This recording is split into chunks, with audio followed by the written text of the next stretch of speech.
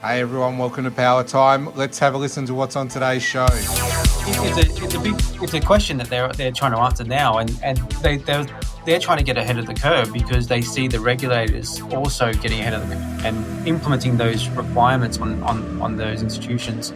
So I'm seeing a lot of investment go into, how do we first identify intent of a call? So when I'm speaking to an IVR, it actually understands what I'm saying rather than screaming at menus or having to spam zeros. Can use AI. So they've got a 9 to 5 kind of Monday to Friday contact center. And they're like, well, what if we had an AI front end that was open 24/7? And what if we could then actually expand our offering and triage and deal with a whole bunch of... It's power time. Get ready, let's go.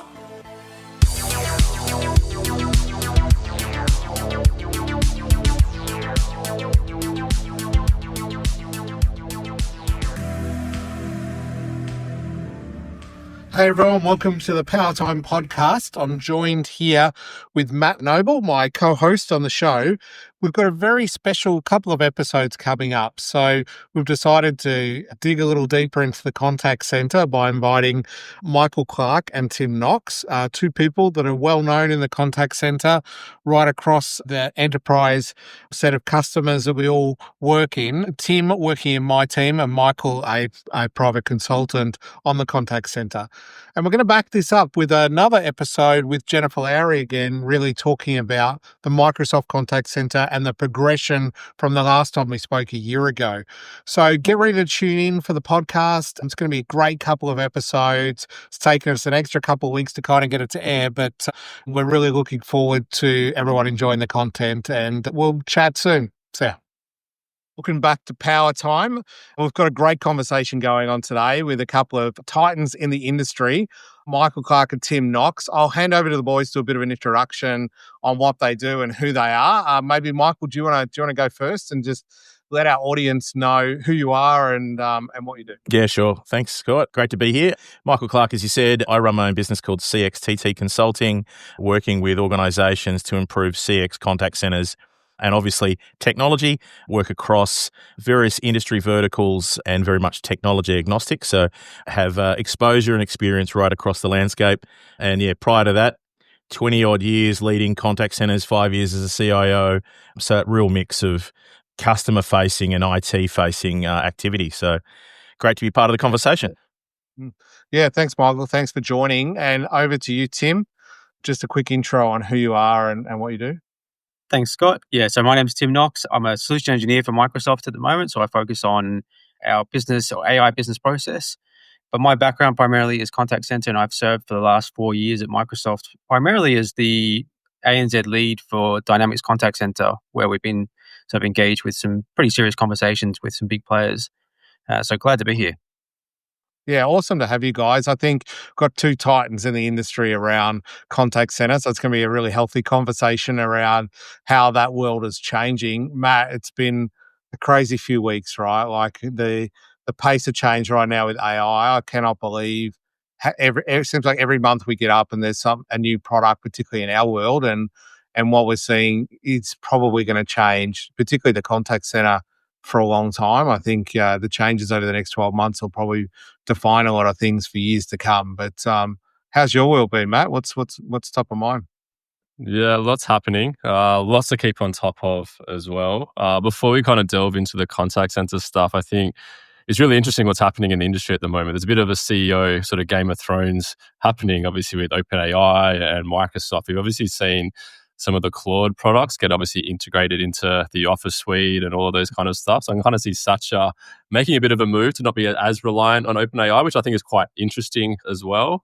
So yeah, interested in your thoughts on that, Scott. I think that's a really, really big move that obviously, Microsoft have made, and also choosing that for their GitHub Copilot as well. They've kind of identified Claude as being a better model than GPT-5, all of that kind of stuff. I think that's really interesting to see Microsoft kind of positioning themselves not solely reliant on OpenAI. I think that's a really big chess move that's happening at the moment. So, yeah. Yeah, I can't speak on behalf of Satya, but I will give you my personal opinion. And look, Microsoft always had, has always been a platform agnostic kind of approach on these kind of things. And when I look at the way the models are kind of panning out, some models are better than others, right? Yeah. I'm doing a bit of a vibe coding project myself at the moment, building a new podcast app for us. And, I'm actually quite shocked at how fast and how good you can build, even just with OpenAI or Claude or Cursor or GitHub, all of them, right?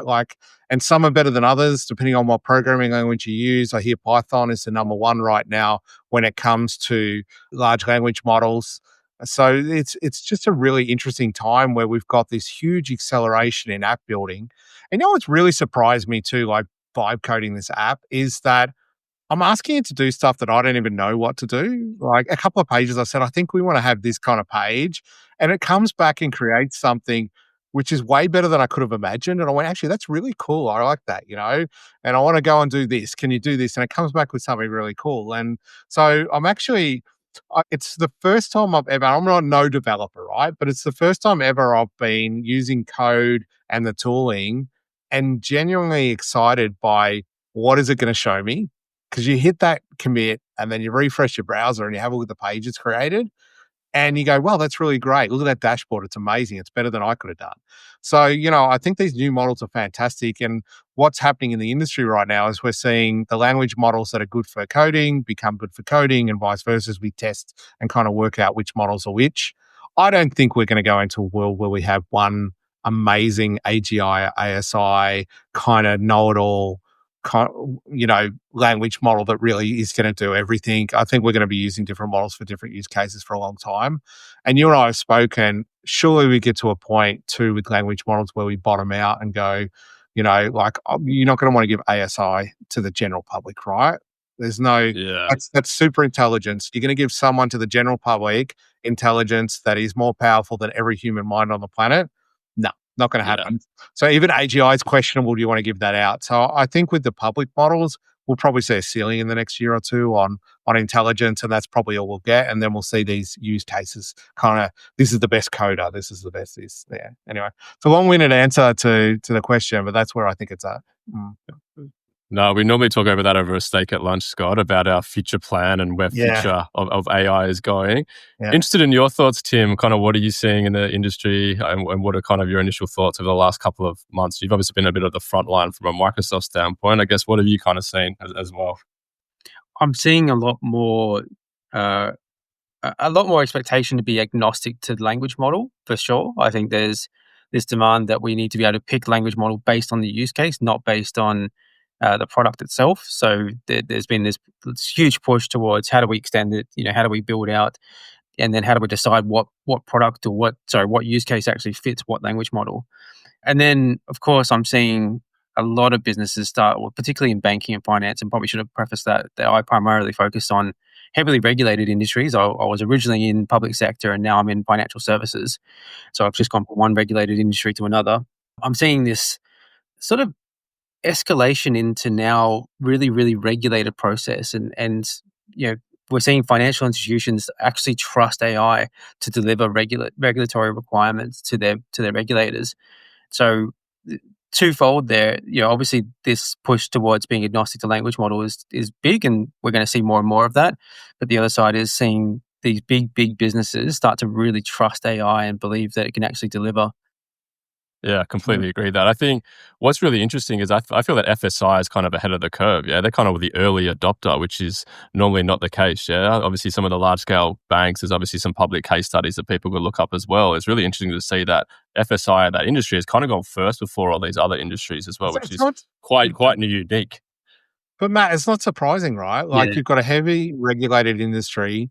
Everything everyone does has strict guidelines. It's a huge knowledge base kind of workplace. It's like the perfect place to throw AI into, right? If you had a perfect workplace, I get it. That's where it is. And Tim does a lot of work at CommBank as well, right? So one of his biggest accounts, and they're on fire at the moment, doing amazing things. So is Westpac as well. And, a lot of the big four are really leaning into this AI stuff right now. So, we had David on that podcast last couple of weeks ago talking about what they're doing at Westpac with that 10x of that dev acceleration. It's just crazy. So, it's amazing progress. I think the contact center is going to be really kind of center of where the transformation is going to lie, if that makes sense. Ooh. Luckily, we've got the Michael, expert in Michael yeah. to kind of share some of that stuff. So, What, Michael, you've been attending a lot of conferences and events and all Yeah. of that kind of stuff. I guess, is there a specific trend you're seeing with AI from a contact center or CX experience? What have you kind of been seeing across the events and Yeah. conversations you have? I'd be really interested to understand. Yeah, absolutely. And look, I think you've already touched on some of those in terms of that opportunity to leverage different language models. So I think there's a commonality there coming through contact centers and CX. Let's not pick one particular language model and large language model and stick. It's what's the best fit for the use case. I think at the moment there's a lot of use case coming through on the relatively simple activities. So transcriptions, that everything at the moment, a lot of the step improvements are coming from transcription capabilities. So I'm recording the call or contact, I'm transcribing it, and then in real time, I'm connecting that with knowledge resources in the back end or somewhere else. I'm popping that to the person so they can go, okay, great, this person's asking me about a home loan. I'm going to give them the process steps they've got to follow, key tips. I might be tracking sentiment and how the customer is feeling. So those use cases are really coming through, and more customers getting up on stage at these events and talking about the experiences they're having, what that's doing in terms of the customer experience, what kind of cost savings they're seeing. But there's then that disconnect between that and what a lot of the vendors and the product is pushing in terms of roadmap, because the roadmap stuff is all of the agentic workflows and, hey, we've got, these autonomous capabilities. We're not quite there yet with the customer case studies on those, but they're coming, right? So, yeah, it's going to be an interesting one. I think Sam Altman said the other week that, customer service jobs will be the first to go, followed by programmers. I don't think we'll get there. I think there's still a role for humans, and I think what we're seeing is that role will continue in the contact center and CX space. Yeah, I think we're seeing that too, Michael, with this concept now of multi-agent orchestration, right? Like a human with 20 agents. One thing that's really surprising too, I was listening to a TikTok actually with Sam Altman the other week, and one of the things he said really resonated with me, where he said, we thought the developers were going to, be pretty hard hit by the technology, and it's true that from a development point of view, you are super productive now. But he said, it looks like we've got a lot of apps to build. And I think this is particularly in banking. Like if you go to any kind of dev pipeline and go, what's your pipeline like? I mean, most of them have 18 months worth of apps that they need to get done, right? It might be different now. More More than 18 right. months. So, we've probably got a good 2 or 3 years to catch up on where we are before it gets leaner. Because if you lean out your teams now, all that's going to happen is you have the same problem. Yeah. You're not really accelerating. And I think Same that's problem with it. Yeah, and Scott, I think it's a really interesting one because AI is transformational in the way that it can really rethink how we operate. And I think at the moment, a lot of our business structures are very simple. Let's be frank. There's still a lot of silos inside of our businesses. We still kind of come out of that industrial revolution style. Let's get a process, factory floor, step-by-step process. And we've built these business models that do that. We're not yet seeing that real transformation of an organization and of the roles. And I think the big piece that keeps coming through, and circling back to Matt's question, is the people side, the change side is coming up left, right, and center, because the types of roles that we need, the adoption and learning about how to use AI and how to make it work, that realization that if you're in programming or if you're in customer service, your role's going to change, but you'll be supervising agents rather than supervising people, or you'll be supervising agents rather than dealing with customers. And so I think there's a big steep change coming and a big transformation journey ahead, but the people side is going to be one of the most interesting to watch. And if you don't have the skills to understand if an agent's making the wrong decision, that's a problem, right? So you're going to have these super experienced people that are monitoring 100 agents, talking to communications to people. That's kind of the new job, I think. And let's face it today, if we get deflection right, I think it reduces the volume to the contact center.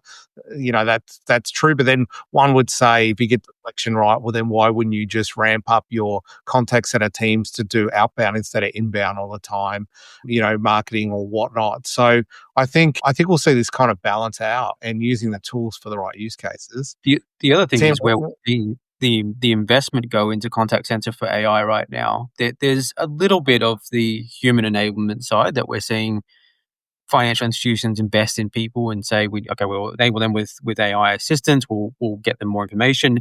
But I see a lot more investment going into sort of, I'll call it the auxiliary services. So routing, quality management, quality evaluations. A genuine concern for one of the banks that I work with is that they evaluate, and the regulators require them to evaluate 5% of their conversations. So what happens when you've got AI that can evaluate 100%? So if their compliance risk is, say, 0.5%, 1%, whatever it is, I don't actually know the number, does that scale out to millions of phone calls as opposed to what it is today? And will that all of a sudden become a compliance risk for tens of thousands of calls? So it's a question that they're trying to answer now, and they're trying to get ahead of the curve because they see the regulators also getting ahead of and implementing those requirements on those institutions. So I'm seeing a lot of investment go into, how do we first identify intent of a call? So when I'm speaking to an IVR, it actually understands what I'm saying rather than screaming at menus or having to spam zeros and hashes. I've got personal experience with having to do that just yesterday with my energy provider. And then after the fact, did we handle that conversation appropriately? Were we at risk of not being compliant? Are we going to get ombudsman to reach out to us tomorrow because of this? There's a lot of that, and those are huge costs to a business that they don't account for when they're looking at contact center. They look at bums on feet. They look at people, but they don't think about the auxiliary. But it's interesting, Tim, because that intent information also shines a really strong spotlight in your entire enterprise, right? So why is it that you've got a customer that's calling? Because you call your energy provider because there's a problem. That problem is not created by your contact center. That problem is created somewhere else in your enterprise. And so this intent, this use of AI is really shining a spotlight right across the whole business. And I think where the real big changes are going to come is how do we better use that to identify the root cause problems and solve those. And that's where, to circle back to Microsoft for a moment, it's interesting to see I saw some of the case studies from the support team, the Microsoft support team, which are really big improvements by understanding intent and how do we better manage and put that AI capability across the whole end-to-end journey. Those kind of opportunities are really significant, and I think most businesses are yet to really scratch those. Yeah, it's really interesting. And of course, in the FSI industry, we're talking about early adopters. I think Klarna Bank was one of the first to kind of, announce that they're getting rid of Salesforce and, they're just going to go build with AI tooling and stuff. And there was a really interesting podcast from the Sorcery team in the last couple of weeks with the CEO from Klarna. If anyone's there, I'll put it in the notes and don't mind sharing. A great podcast.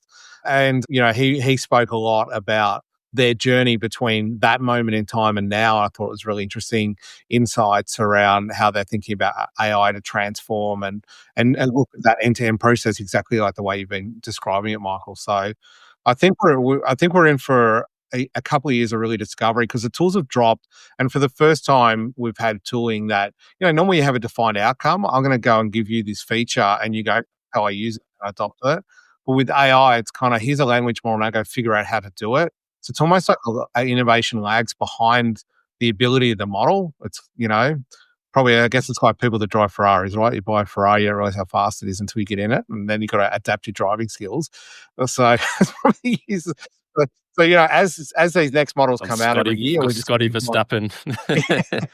We're going to find more and more ways to use it. And that end-to-end process analysis is going to be really important. So, yeah. So, Tim, what else in the industry are you seeing that's exciting in the contact center or low-code space at the moment that's worth having a chat about?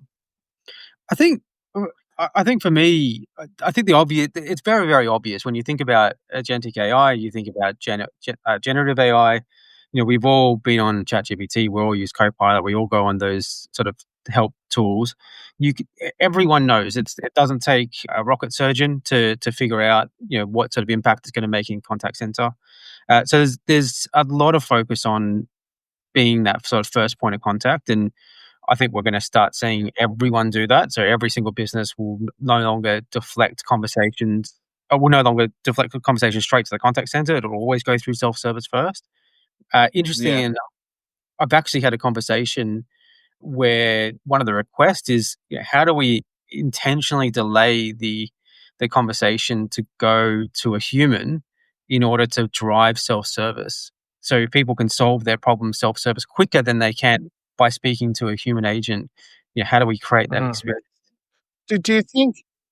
Do you think we'll see like deflection, like faster deflection to a human and faster deflection to an agent? I guess what I mean by that is I call the contact center and I go, my house is burning down. I need an emergency person. AI will pick that up instantly and you'll go straight to a human. No wait time, zero wait time, because agents are filling a lot of the void. But I ring up and go, I'm interested in a better deal on my insurance price for my house. That's probably going to go through an agent process. So this kind of back at the intelligent routing is going to be really crucial. Yeah, we come back down to what we're talking about just before, right? Is in the intent. I genuinely think the intent component of the contact center is probably the most exciting area that we're innovating on. Mostly because it's been a part of the industry for forever. We were building intent mechanisms, and I use sort of air quotes there because it was just rules based. If you said this word, then we'd write this way. If you say this, we'd go this direction. Now we're using true generative AI, where it can understand what you're saying and the nuance of what you're saying. And what's impressive about it is how it learns over time. So one of the funny things that we came up with when we were talking about one of the proof of concepts for the contact center was the Australian sarcasm. At the end of a conversation where you say, yeah, thanks a lot, on text, that looks great. That's positive sentiment right there, because you thank them for their time. But in reality, we all know, it's sarcasm. Yeah. How does it deal with nah? Yeah, no, I don't have that. And that those are genuine things, and for the first time ever, we actually have somewhat of an answer to it. Whereas we've never been able to go to fix. We can't fix that. It was logic based. It was rules. It was, if someone says the word thanks, that's a positive thing, and that's a tick in the right way. And well done, Mr. Agent. Even though in reality that customer just had a bad experience and is now going to leave you a negative review on Google. So there's all sorts of really, really exciting, but I think that intent determination stuff is really, really cool. And that's sort of I guess it's the engine of the Ferrari, like that's what's driving everything. That's what's going to make the most impact. We're even talking about adding intent across like case management. So understanding the purpose of a case as opposed to just thinking about how do we solve this case, so we can start uncovering like root causes and try and self-diagnose and try and predict cases in the future. Yeah. It's a really interesting point, Tim. And, I'm working with a client at the moment who is exploring how we can use AI. So they've got a 9 to 5 kind of Monday to Friday contact center. And they're like, well, what if we had an AI front end that was open 24/7? And what if we could then actually expand our offering and triage and deal with a whole bunch of stuff outside of our normal operating hours? So from a proof of concept, it's simply saying, we're adding, not detracting from what we do. And then looking at that kind of intent, and like, what are the signals that you're getting from your customer? Is it, do we need empathy? Do we need, what's the consequence at stake? So if your house is burning down, let's get that to a person straight away. How complex or is it? What is this routine? Is it something brand new? And all of those kind of then trigger a decision about where we send that interaction. Does it go to a person? Does it go to some form of AI led with human fallback? Does it simply go to AI only? So I think there's some really exciting opportunities that are starting to come through, and there's going to be some really interesting use cases in the next 12 months that we're going to see. So Michael, just on that, do you think that we'll have 24/7 contact centers as the norm? Well, I think the interesting thing is, I think the definition of what is a contact center is changing. So a contact center has been seen as, it was a call center because all they did was take phone calls. And then we started to talk about omni-channel because we added in email and chat. And now we're literally saying that a contact center is any interaction that involves a human or a system. So, your AI is your new contact center in some way. So I think the definition of a contact center is evolving and changing, which also means that, you're going to see more and more organizations be able to go, I'm going to deliver 24/7 service. Now, it might not solve everything 24/7, but it'll solve a lot 24/7, and then it'll have a way for you to connect with a human in hours that suit you and the company. Yeah, fascinating stuff. Matt, you had a point. Yeah, I think, Scott, me and you always talk about the concept of a fully autonomous AI contact center. Now, got two experts on the line here. Interested to see whether that is a reality that you guys foresee coming, or will there always be some level of human in the loop? Yeah, I'm really interested in that, whether it's going to be all AI, because obviously it's really topical at the moment. It's really front of mind. So interested to hear your thoughts about the future of the contact center. Yeah, I think let's level set on what an autonomous contact center really is anyway. From the beginning, who wants to tackle that? Tim, go. All the hard questions, Tim. Sound like a true manager, right? I think his energy company's listening to the podcast and they've just pulled the plug. Look, an autonomous contact center, I think really what we're defining as an autonomous contact center is the ability for a human or an AI to interact with your business without ever having to deal with a human. So that your AI agent is then managing the interaction from end to end. And I think, look, there are use cases where that's absolutely going to be straightforward and that's going to work. And I think in almost every organization, you will find somewhere from 50 to 80% of your volume can be delegated to an autonomous capability. But I think, depending then on the type of organization and the type of issues, there will always be some outliers. There's always going to be some interactions that require human interaction. And I was at an event recently where there was this organization, they provide health and mental health support. And they're using AI to help them identify, to build efficiency, to help their people be active and engage when they're on a call and they're dealing with someone who's going through a really tough time. Now, they're never going to be an autonomous contact center because no one wants to ring and talk to an AI and tell them about their health and well-being issues. But the AI is going to really help them in the back end in the autonomous capability is going to act for the person. So the person can be fully active in listening and engaging and understanding what's going on. And behind the scenes, your autonomous agent is going to be starting cases, reaching out to third-party providers, ensuring that there's mental health plans in place, doing all of that busy work so that the human can actually have the interaction. So I think there's some really exciting stuff that's going to happen and really going to transform the way that we're helping people in a range of different service offerings. Yeah, it's interesting that you say that because, we've noticed, kind of medical professionals now start to use AI to take notes and transcribe. And, some feedback that we've had just from people that use doctors that do that is that they tend to spend a lot more time just talking to you and understanding your problem and less time typing on the computer. And that's just a really simple example of where these kind of things really enhance the way that we do things. I think, yeah, you're right. Moving forward, I think, it's going to be up to each individual organization to kind of work out where AI and an autonomous contact center really fits. And I mean, if someone's just ringing up to order pizza, maybe, or book a haircut, maybe that's just full autonomous. It's just every question. Yeah. And look, Scott, I noticed 12 months ago at least, my local KFC pulled up with my teenage son who wanted something to eat, and the drive-through was an AI.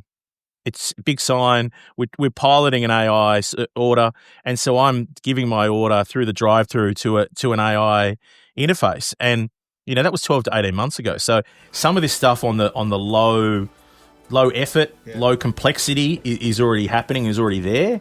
I think the huge thing is anyone that's in a service role now, and is rolling out AI is finding the benefit of being able to more actively listen and engage in the moment, because the AI is doing the hard work behind the scenes.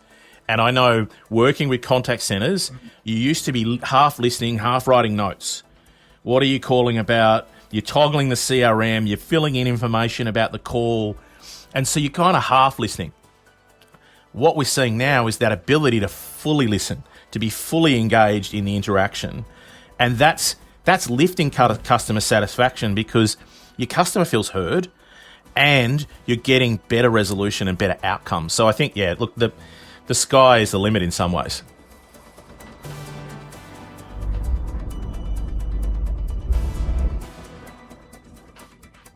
Yeah, and it'll be interesting to see how the tech evolves to kind of.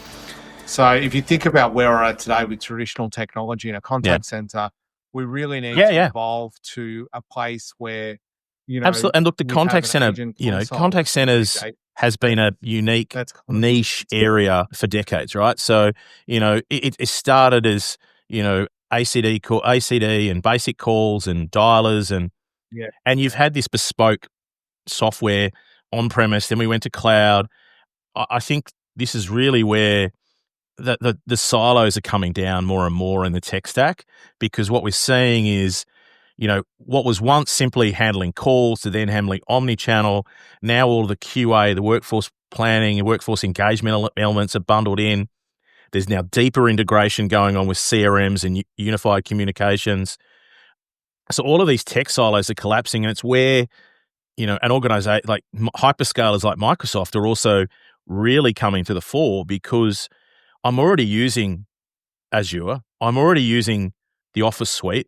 I'm already using Teams as my main UC capability within an organization. Why am I then buying an extra solution to add in over the top?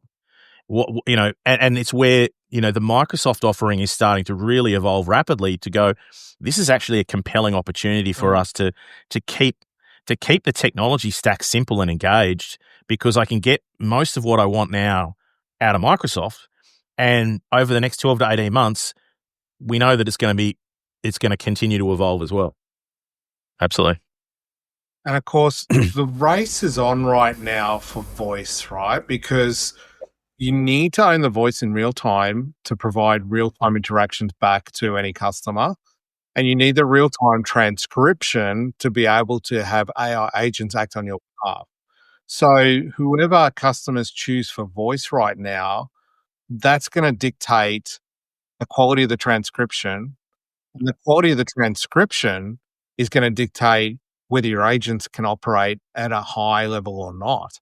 Because if the transcription's is incorrect, your agents are going to have bad data. So I'm seeing a massive thing now around, you need to make a voice selection and a bet with a player that has good access to AI that can get a really healthy transcription out. Sounds like a really look, so I've been looking across, so I've been collaborating with Audrey William, who's out of Malaysia, and he's a well-known industry analyst in the region, and David Stone, who is a well-known sales leader, particularly in ANZ. And we've been looking at the fact that APAC is a different market to everywhere else. And most of what comes out of, industry reports and analyst reports is this very North American centric view. It comes out and says, here's your Gartner Magic Quadrant, here's your Forrester Wave, and they're these global, but they're very much North American centric, and they don't recognize the nuance of the Asia Pacific region. And so we went, I kept in particular whining that there was nothing better for our region. So it was like, well, let's do something about it. And what we're releasing is a buyer's guide for Asia Pacific, which, look, there are 17 vendors that we've looked at as part of that. Microsoft's absolutely in that mix, but it recognizes the fact that there's no single model that is fit for Asia Pacific, that there are some parts of Asia Pacific that really still have a heavy need and requirement for on-prem or hybrid. There are other areas like in ANZ where cloud first is pushing all the way. And so those needs, and it's a shame Tim's dropped off, because some of those needs vary based on, the regulated industries and so forth. But it's what we're seeing is there are probably we've identified 5 brands that are really pushing enterprise transformation at the moment. There's another bundle that are sitting there that are really pushing the mid-market and creeping into enterprise. A couple of kind of that really hybrid stalwarts that, really are very anchored in that on-prem and a little bit of cloud, but, brands that you'd know for the last 20 years. And then you've got your hyperscalers who are really starting to change things up. And Microsoft very much in that space where what we're seeing is that real growth in use case. And I think, the challenge for people buying contact center solutions is the market is evolving so quickly. The individual needs of a business are changing rapidly. And on top of all of that, there is a constant stream of mergers and acquisitions. And so you've got these complexities in how do you make a choice? What is that choice going to mean, given that most of your buying is a 3 to 5 year contract? What does that mean when you've got to go, okay, I'm making a decision to stick here for the next 3 to 5 years? That can be challenging in today's market. So the guide is really about understanding, of those 17 that we think are making an impact in Asia Pacific, where are they positioned? What does the next 12 months look like? And I think, it's going to be interesting to see how close our 12-month predictions get. That is awesome. Thanks again, Michael, for being on the show. And thanks, Tim, for being on the show as well, and Matt. And we'll chat again soon. Hopefully you can come back and give us a bit of an update on the industry next year. And I'm sure there'll be amazing things in a few months that have changed, right? You can find me on LinkedIn, Michael Clark. You can drop me an email at michael.clark@cxtt.com.au or visit my website, www.cxtt.com.au.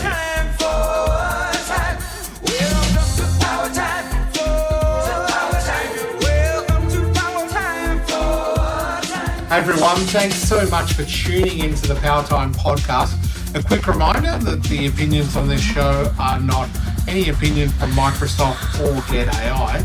This is a part one of a two-part podcast featuring Michael and Jennifer Lowry, two people that are very learned about the contact center. So tune in for the next part 2 episode around how Microsoft is doing in their contact center after this one releases in the next few days.